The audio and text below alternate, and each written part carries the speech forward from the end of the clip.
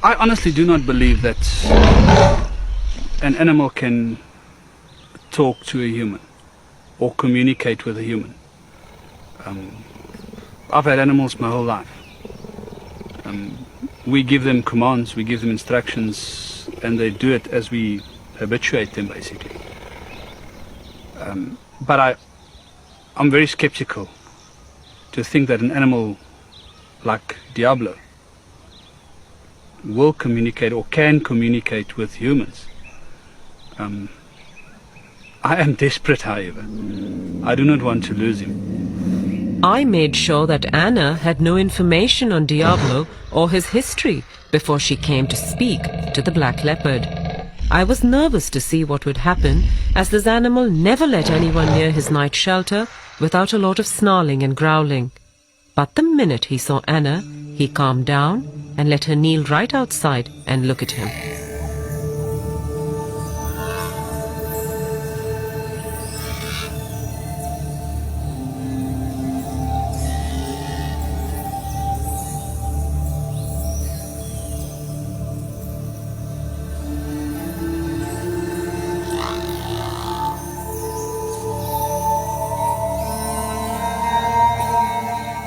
This beautiful black leopard that you've asked us to communicate with is very overawed by his new surroundings, having come from a very cramped and stressful place for him.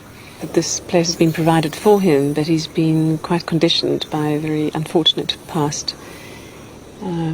He doesn't want much to do with humans as a result.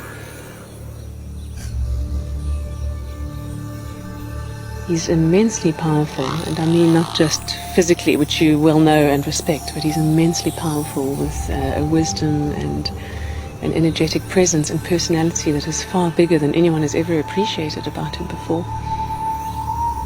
And he commands a certain amount of respect for that. Again, not in a needy way, but really just out of, by virtue of who he is as a being.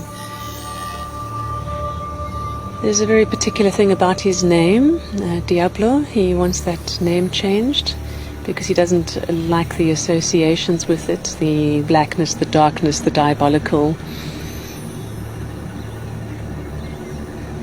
And when asking him about his past before coming here, he shows concern for two young cubs that were next to him.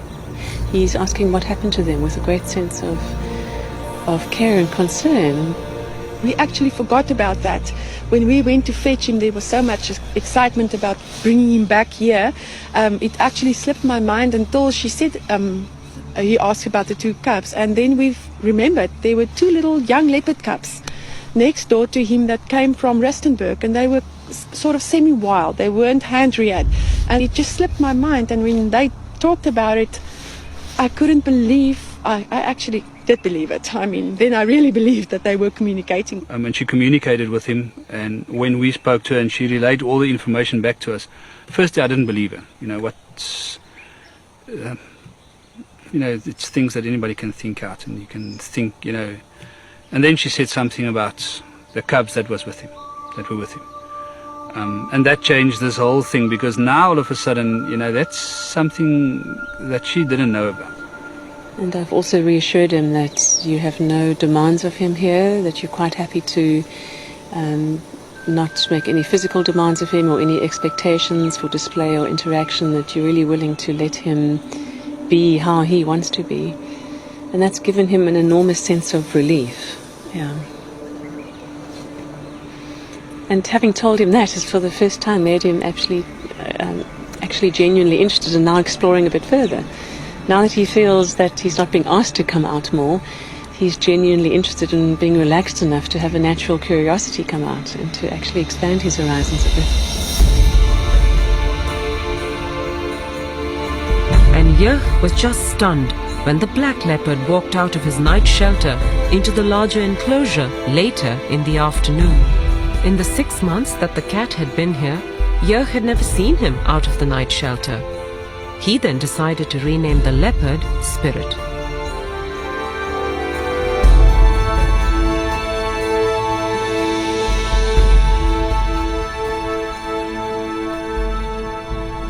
we told him that same afternoon that we're not going to call him Diablo anymore. And we understand and we agree with that the diabolical side of it.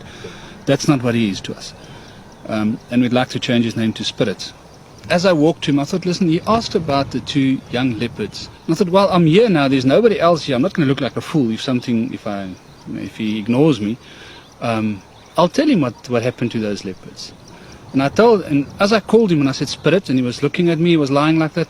I said, with regard to the 2 little leopards, I just want to assure you and I want to tell you that they're safe. And I couldn't help it. I just said to him, wow, you're beautiful. Beautiful. Oh, that's mooi.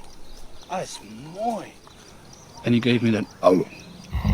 And I thought, what's happening here? And I said to him, you understand what I'm telling you if I say to you that you're the most stunning cat? Oh. And I spoke to him and he answered me about 19 times. And he just sat there and he was totally relaxed. It's the first time since we had him that I felt at ease with him. I felt that he was relaxed and he understood me. It was, to say that I don't know what it feels like for him. For me, it was the most amazing moment. Later that afternoon, Anna came back to check up on Spirit and to see how he was doing. I'm asking him now about how he experienced the communication from Jochen through the fence. And he said it's the first time that someone has directly expressed to him verbally appreciation for who he really is, not how they see him to be. And that really surprised him. He shows me an image of literally stopping in his tracks by surprise at that sense of just this wall of appreciation coming towards him. He is so relieved that nothing's being demanded of him here. He's just so relieved. It's like this weight is lifted from his shoulders. And when he was grunting back, he said he was saying thank you for the thank yous. So each thank you he was getting, he was saying thank you back.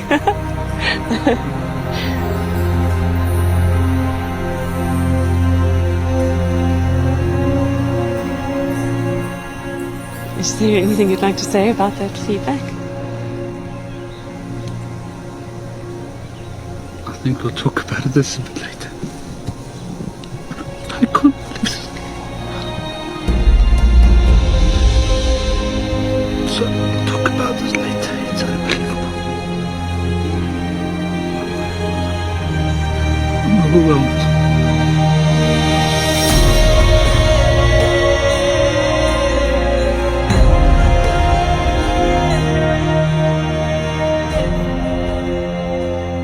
It's 2 different animals. It's 2 totally different personalities. We had a snarling cat, angry at everything, upset about being here, hating humans, hating us for having him here, ready to kill in an instant. To this relaxed black leopard that's lying on top of his log in his shelter is this attitude of you recognize me for who I am now. And it's amazing to talk to him and get the talking and get him to talk back to us. Yach and Karen attended Anna's workshop on animal communication and now use it regularly with all their animals.